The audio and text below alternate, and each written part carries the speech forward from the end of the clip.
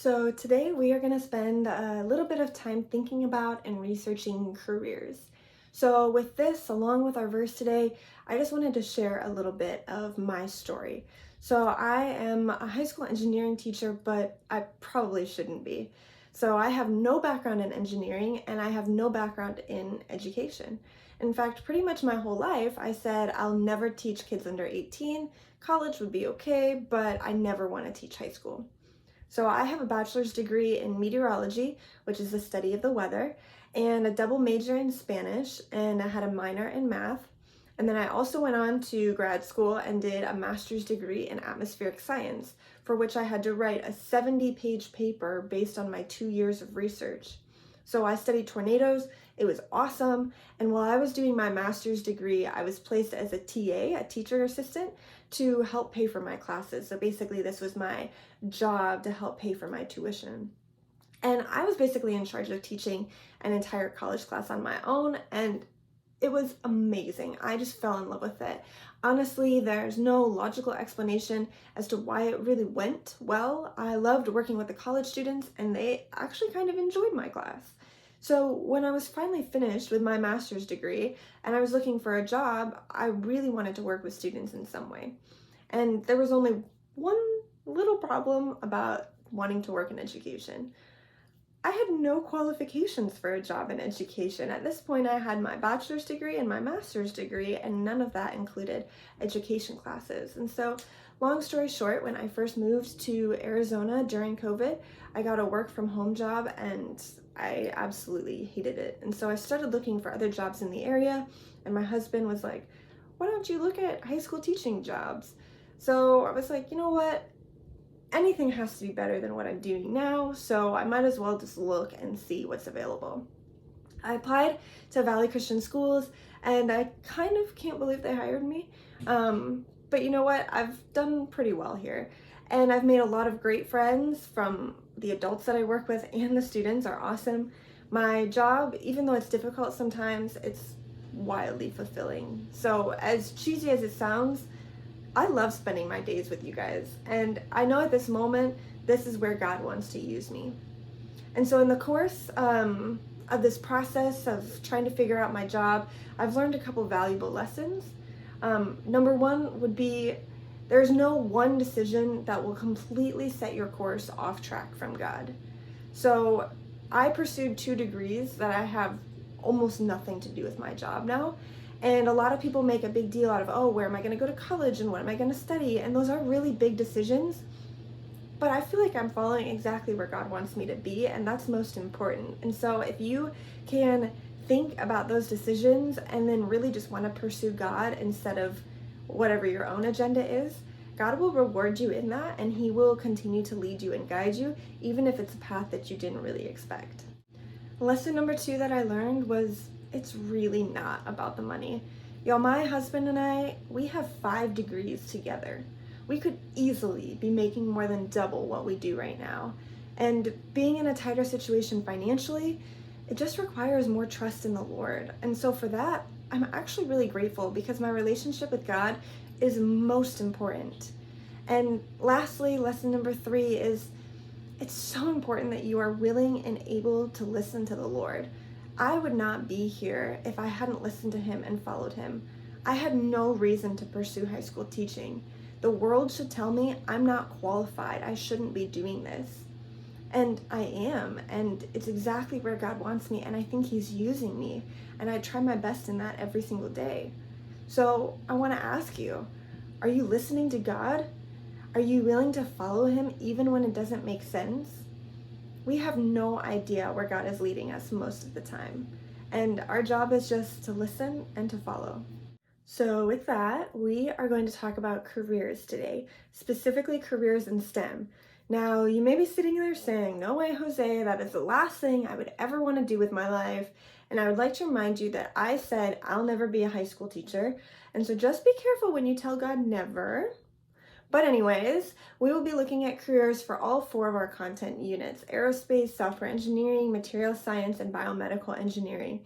The purpose of this assignment is for you to become familiar with two careers in each of these fields, and then we're going to look at how good of a fit they would be for you potentially. So before we start researching, we need to determine what questions we're going to research. So let's take some time to think up some questions in our groups. So an example might be, what is the mean annual pay? What do they do? What is the work schedule like? So I am going to give you a 5-minute timer. So at your tables, come up with relevant questions about careers. Try to come up with about 15 questions as a group. So I'm going to set the timer. You guys are just coming up with questions about careers. So I gave you some examples. What is the median pay? What do they do? What is the work schedule like? If you need help, you can ask your teacher. And yeah, get to work. Try to come up with about 15 questions regarding careers.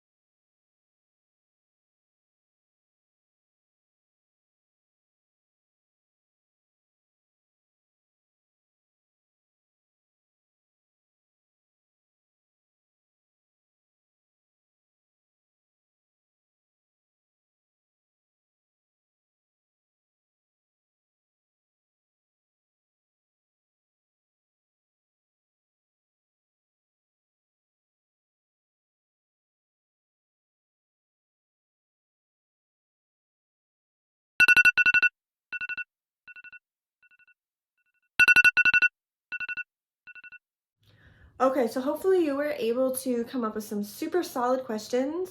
Now I would like you all to pull out your iPads and open OneNote. We are going to open Unit 2 in the real world career questions. And I'm going to put up a few suggestions on the screen as well. And you may choose any combination of my suggestions, your questions, to fill out that career questions page. So that career questions page is basically just asking for 10 questions related to careers. So again, those can be yours, those can be my suggestions. And remember that you are gonna have to answer these questions by doing research. So if you have kind of some goofy questions, then you may wanna think twice before you include them, because you are gonna be the one that has to do some research on that. So it has to be something that you can find answers to. So take the next few moments to complete the career questions page in OneNote.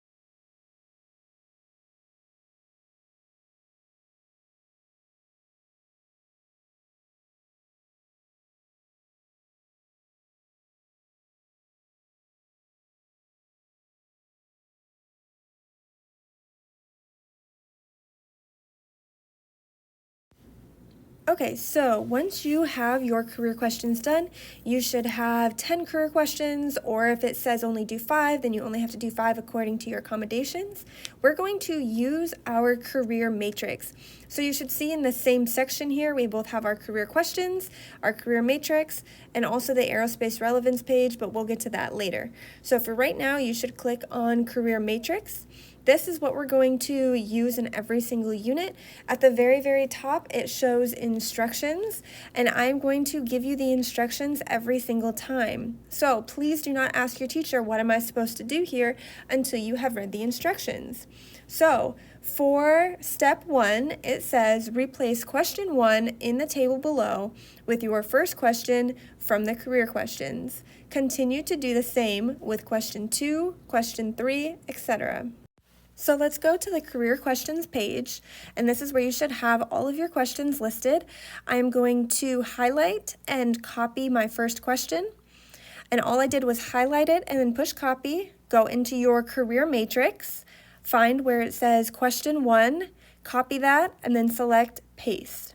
This is just going to put your question number 1 from your questions page into your career matrix, and that's all we're trying to do here.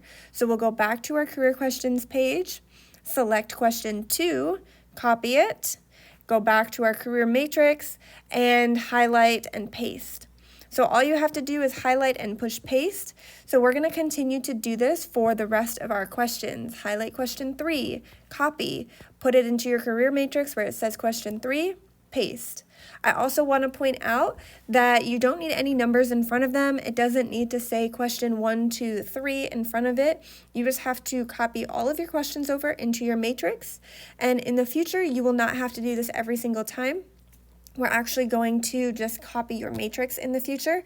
So there's only the one time that you have to do this. So even though it's a little bit tedious, just go ahead and do that for all of your questions into your career matrix.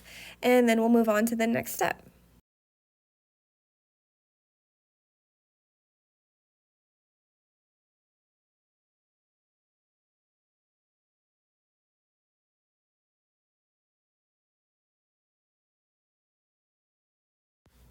So I am going to give you about another minute to 2 just to finish copying over your questions until your career matrix is all ready to go with all of your questions lined up on the left-hand side.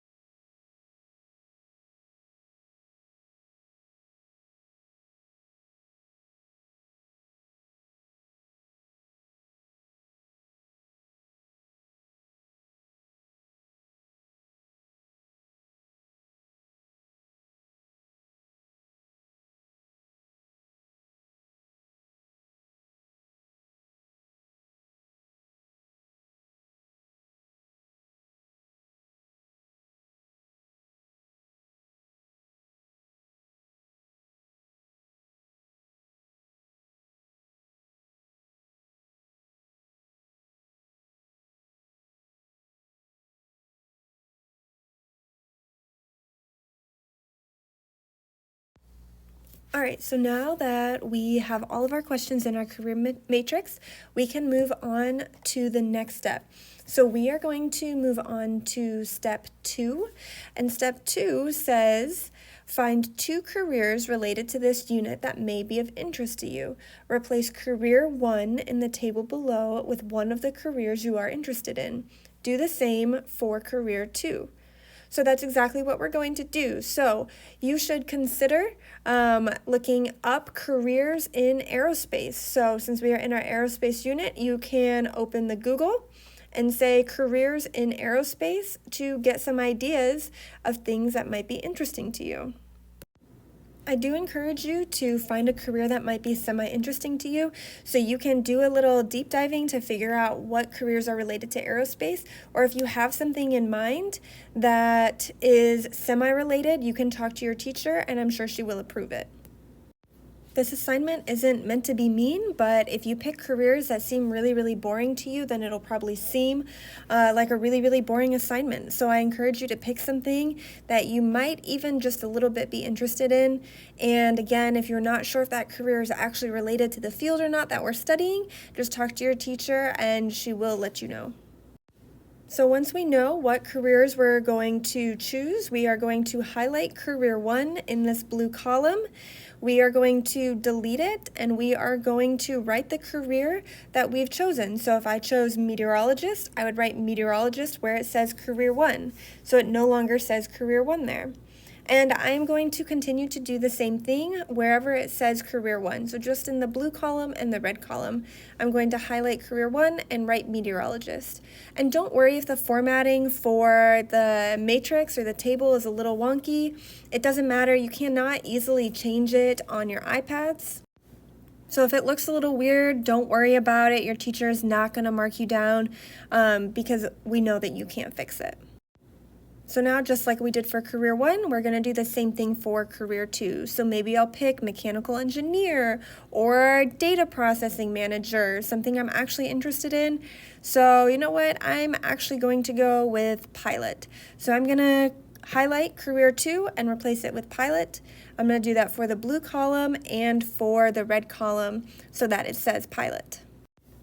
So now at this point, your career matrix should be all set and ready to go. So the nice thing is I'm not actually going to make you redo this entire process for every unit. While we will be completing a career matrix for every unit, you will not have to repeat this process. We're just going to end up copying it over. So now that you've done all of the hard work, we get to move on to step 3. So step 3 is actually going to be the longest, bulkiest part of this assignment. So step 3 says find the answers to the questions for each career and fill in the blue column labeled answers. So that means right here in this blue column for both pilot and meteorologist, we are going to fill in our answers. And you are also going to see that it gives a space for answer to type in there. And it also gives a place for the source. So we have to include the source that we've used in order to provide the answer. So you should use reliable sources so that you can make sure that the information you're filling in is correct.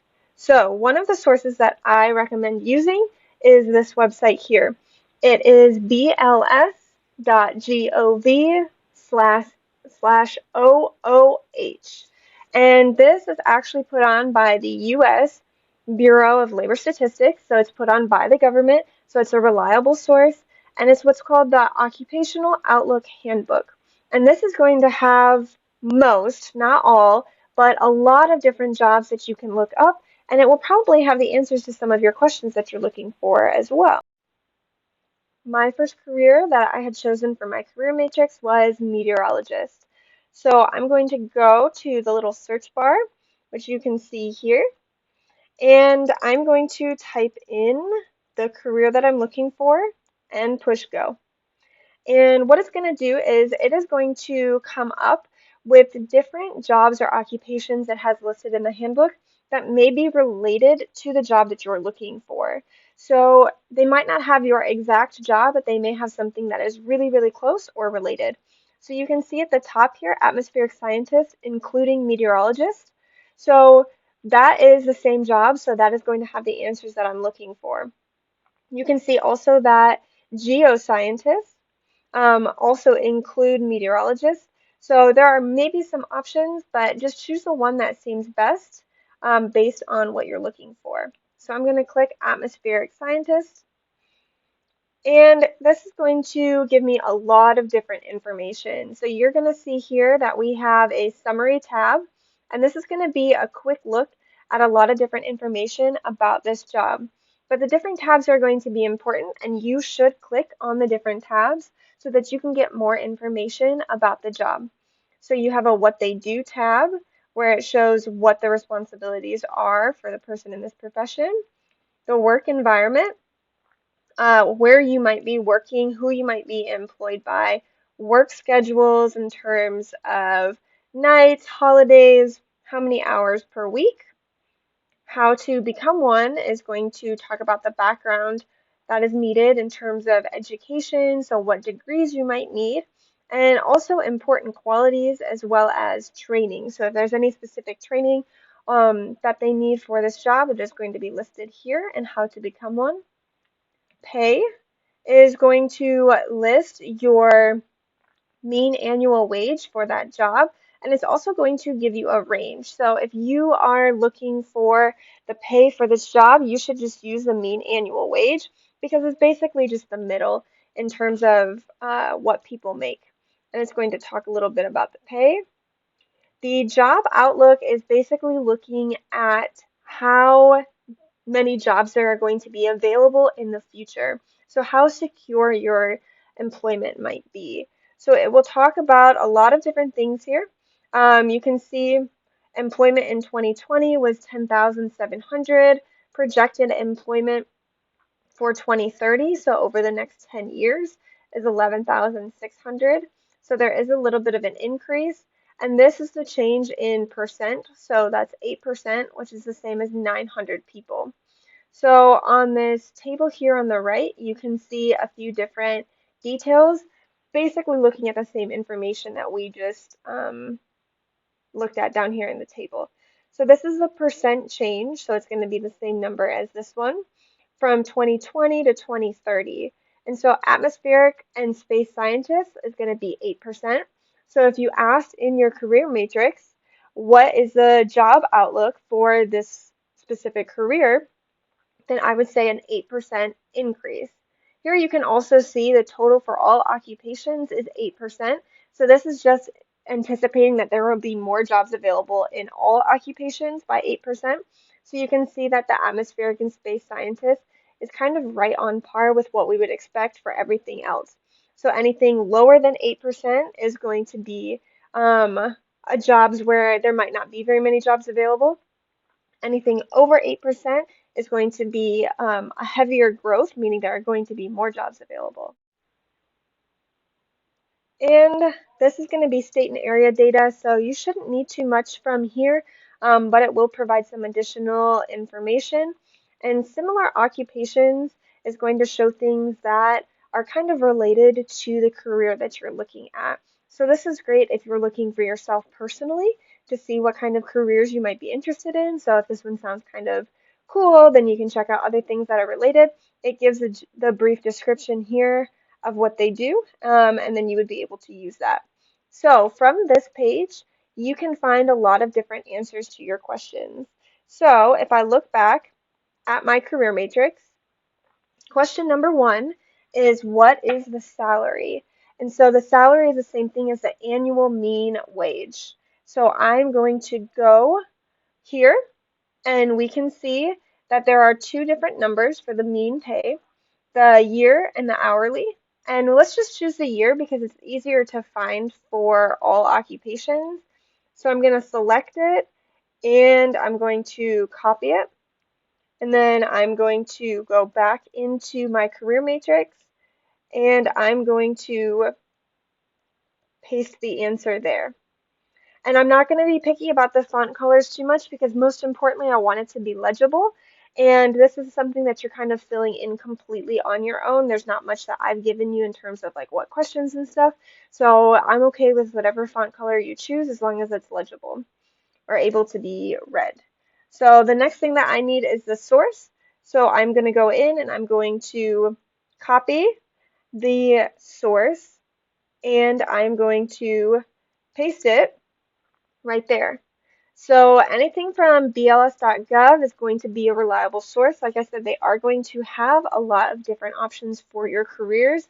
And you can see right here that meteorologist is my job and meteorologist is in my source here. So it's very easy for the teacher to check and make sure that your source is actually related to the career that you looked at and not something that you just copied and pasted from another assignment.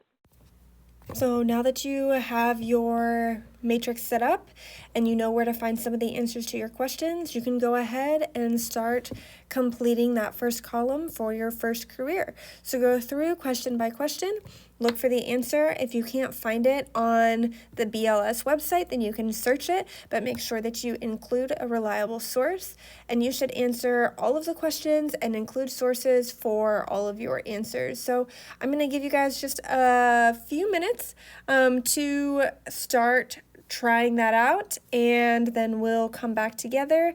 But don't worry if you don't finish it all. So I'm going to give you guys time at the end of class to work on this kind of thing. So do not feel like you need to be rushed or that you need to have it all done in the next few minutes.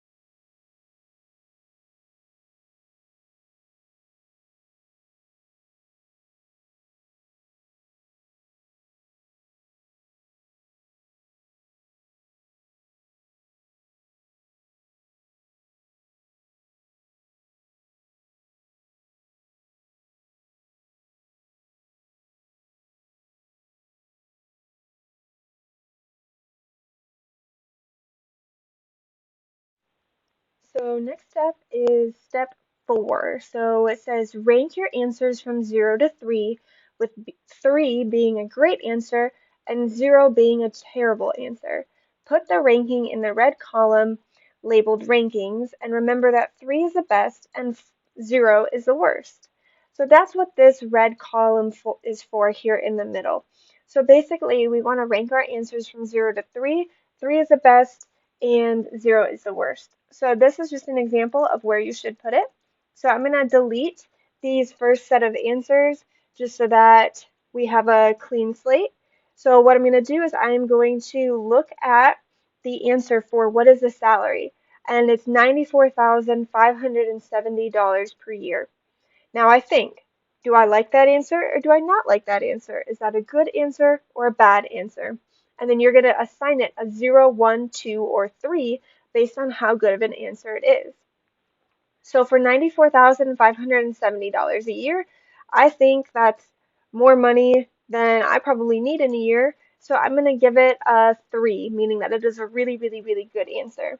If you're hoping to make more money than that, maybe you'll give it a 2 or a 1. So if you were to look up different jobs, maybe it has a salary of $55,000 per year. That's not a bad salary. Maybe that gets a 1 or a 2. But you can see that as it gets better, you want to give it a higher number. So I'm going to go on to the next box. It says, what are the hours? 40 hours per week, but it also mentioned on the website that you have to work weekends, holidays, and potentially night shifts. So that's not a very good answer for me. I mean, I only have to work 40 hours a week, and some jobs have to work more than that, but that I don't want to have to work holidays and weekends and nights. And so I'm going to rank that a 1 because I don't think that's a really good answer. All right, what are the job requirements? Critical thinking, analytical, communication, and math skills. So for me personally, I'm pretty good at those things. So I think I would be able to meet the job requirements, and those are things I would like to use in a job. So I'm going to give it a 3. Let's talk about jobs. So where can you work? So I could work in the federal government, I could work in research, or I could work in television broadcasting. Now, the options aren't terrible, but they're not my favorite, so I'm going to give it a 2. Next question says, what about the job is interesting? And my answer to that question was the opportunity to work with severe weather like tornadoes. That's really cool, and I would give it a higher than a 3 if I could. So you can see how I'm going to go through, and for all of my questions, I'm going to rank my answer based on how good of an answer I personally think it is. This isn't based on your neighbor, this isn't based on the internet, this is based on how good of a fit would it be for you. I would like to use like a hands-on job that where I got to use instruments to collect data. So I'm going to give that a 3. Who will I be working with? Sometimes they work closely with hydrologists and government organizations. I really like collaborating and working with others, so I'm also going to give that a 3. Remember that a meteorologist is what my entire background is, so it makes sense that I would have a lot of 3s. You may not have as many 3s if you are researching something that isn't as interesting to you. A wage or a salary. This question is a little bit up in the air. There's not like one answer that might be better than the other. So basically, a wage is paid hourly. So if you worked 60 hours in a week, then you would get paid for working 60 hours in a week. When you work salary, you get a guaranteed set of money each year. But if you work overtime, then you don't get paid overtime. You just get paid your same salary no matter what. So I think that salary is better in some ways because it does normally allow for things like health insurance and vacation time and other things like that. So I'm going to give it a 2. When I look at the degree that is needed, you would need a master's degree or a PhD. I have a master's degree, and so I'm going to put a 3 for that answer because I think that I meet the qualifications. When you are answering this question, what degree do you need? You should think about how long do I want to be in school? If it requires some sort of training or an associate's degree, then that may only be a couple years. If it requires a bachelor's degree, that would be 4 years of schooling. A master's degree is a total of 6 years of schooling, and a PhD would be normally at least 9 years of schooling. So think about how long you would want to be in school. If this said master's degree or PhD and you were like, I have no interest in doing that, then put a 0 or a 1. And lastly, the question is, can I be promoted and what would it look like? And the answer was there are many top high-paying meteorologist jobs around the country, but you may not necessarily be promoted within the same company. So that's just an okay answer. If I would have to move jobs to get another higher paying job or to move up in the field, um, I don't necessarily know that I want to have to move. I would like opportunity for growth within the same company. So I'm going to give that a 1. So once we have our entire column in red with all of our rankings, and they should only have numbers between 0 and 3, so 0, 1, 2, or 3 in the entire column. Then at the very bottom, it says step 5, add up the total of all rankings for each career and put the total sum at the end. So I'm going to add up all of the numbers that we have here. So that's 4, 9, 12, 15, 18, 24. So I'm going to add this up and put 24 there. And basically what that is going to allow us to do is when we do this for multiple careers, then you're going to be able to compare and say, oh, well, I scored 24 in meteorologist. And say once I find all of my answers and rankings for pilot, I get 20, then I would be able to say that, oh, I would actually more like a meteorologist job than a pilot job because I have a higher score here. So it's just a way to compare the jobs that we and the careers that we research throughout the semester. Okay, so it is not expected by any means that you should have your career matrix completely done right now. But you should know what is expected of you. So you should know how to complete it at this point. You guys have already done a lot today, so I'm going to give you a breather. You must be back in your seats. Your phones must be in the pocket when the alarm goes off. So make sure that you are back here. You may grab your phones, you may go to the bathroom, vending machine, you can take a walk, a lap, stay on campus, obviously. Be back on time and ready to go.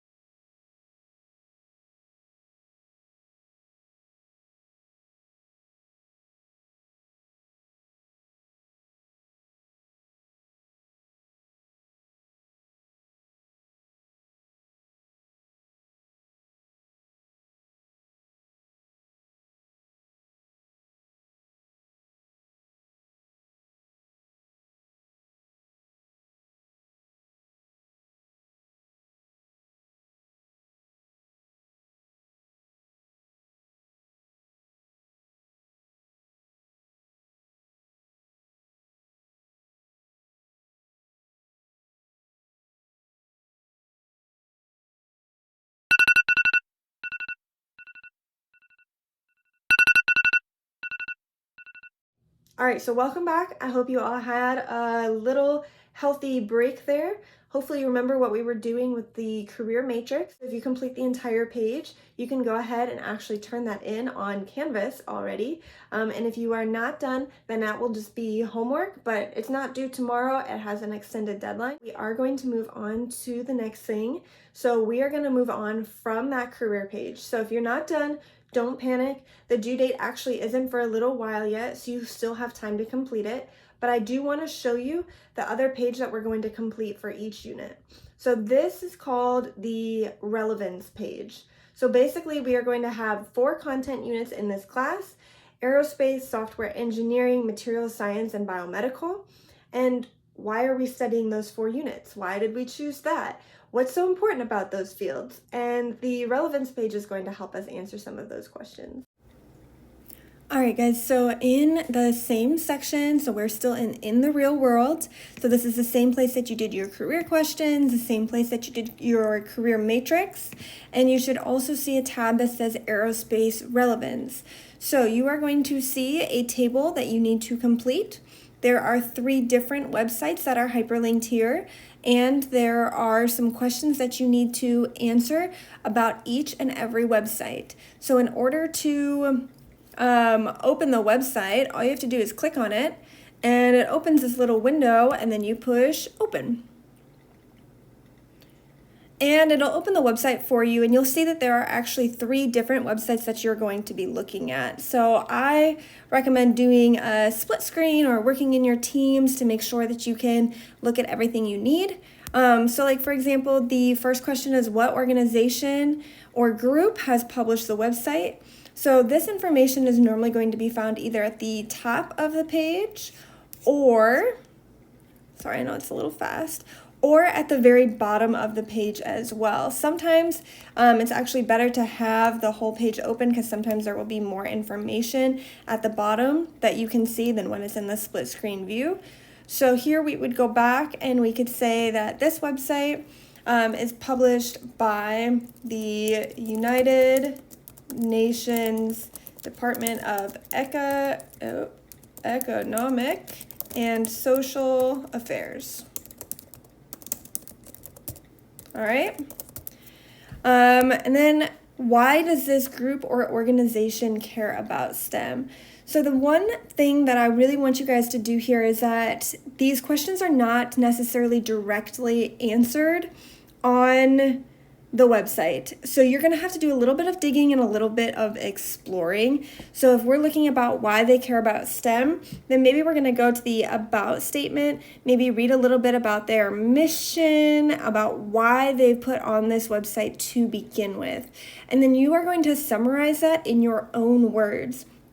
So something to remember is that you don't have to include the source because it should all come from the website that I have already given you. So you don't need to include the source ever, but you are going to have to use your own words. For this question, why does this group or organization care about STEM? And what is the purpose of the website? These ones may be related, but just use your own words to summarize what you've read on the website and why it happens. So I just really want you guys to explore and kind of figure out what the website is all about. Let's go back to home. So you can see that on this particular website, it's going to talk about goals. So actually what I'm going to do is I'm just going to open it back up again so that I can get right to the goals. All right, so let's watch this short video about the goals.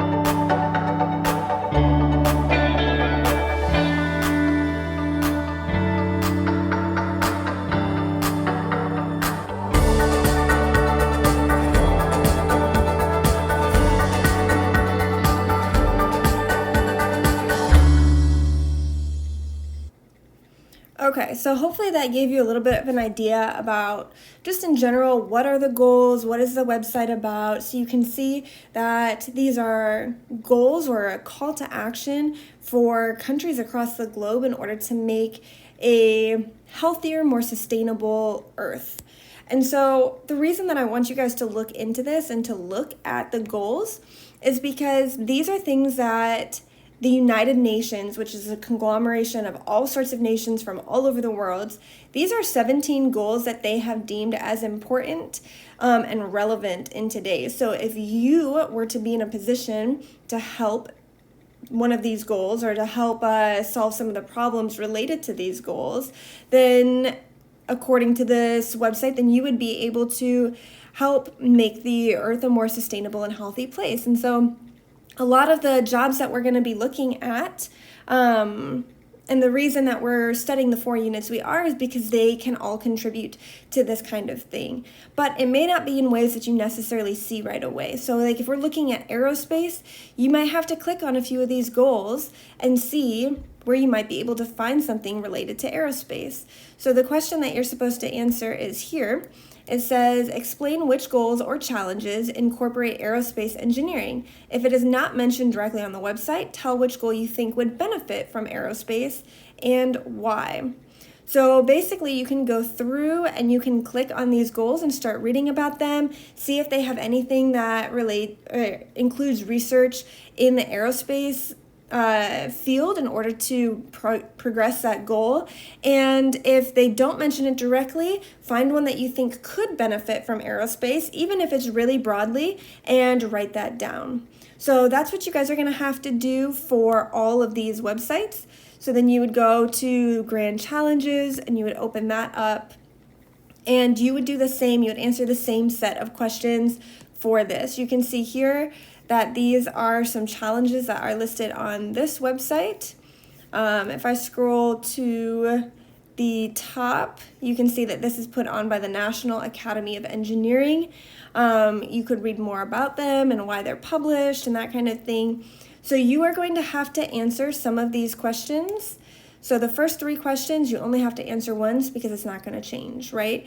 But this last question, you are going to have to answer for every single unit. So the idea is I really want you guys to be invested in the broad scale goals and challenges for the Earth, to know how what we're studying in class is related to the challenges and problems of today's world, so that you can figure out how what you are studying can relate and help solve some of the challenges that are in the world today. All right, lastly, you should answer the last 2 questions at the bottom based on your research. So notice how for those last 2 questions, I do not ask for sources for your answers, and that's because I want you to use your own words based on the research that you've done. So here's an example of what I could say about meteorology, which is the study of the weather, which is what I studied in college. So I could say, meteorology is relevant in the world today because weather impacts everyone. Even in a day and age where technology is quite advanced, people are killed every year by natural disasters such as extreme heat, tornadoes, hurricanes, and blizzards. Understanding meteorology can better help us protect lives and property. And then I could say for the second question, it is important to have Christians working in meteorology because Christ calls us to care for all people and the earth. When studying and understanding the weather, meteorologists should always keep in mind how it impacts people. Furthermore, understanding the atmosphere can help us know how to better care for the earth that God has placed us on. Okay, so both of these assignments that we've worked on today, the career page and the relevance page, will need to be turned in on Canvas by the due date listed. So make sure that you pay attention to that. If you've already got something done today, make sure you just turn it in to get that taken care of, okay? So you will be expected to do this kind of career matrix and relevance page for every single unit that we work through. So hopefully it's something that you become familiar with and you become comfortable with. I do encourage you to choose jobs that you're semi-interested in, because otherwise this assignment could be pretty boring, but I don't want it to be boring because I want you guys to be learning something about these fields. So choose a job that's pretty related to what you're doing and that you might be interested in. And for the relevance page, you will not always have to do as many questions. So like I'm not going to ask you like who was the website published by every single time because it would be the same answer. So I want you to dive into the challenges. I want you to figure out what is so relevant about the fields that we're actually studying in class. And so for today, any time that you have left, you may use to work on your career matrix or your relevance page. So if you have any questions, make sure that you ask your teacher and turn those in when you are finished.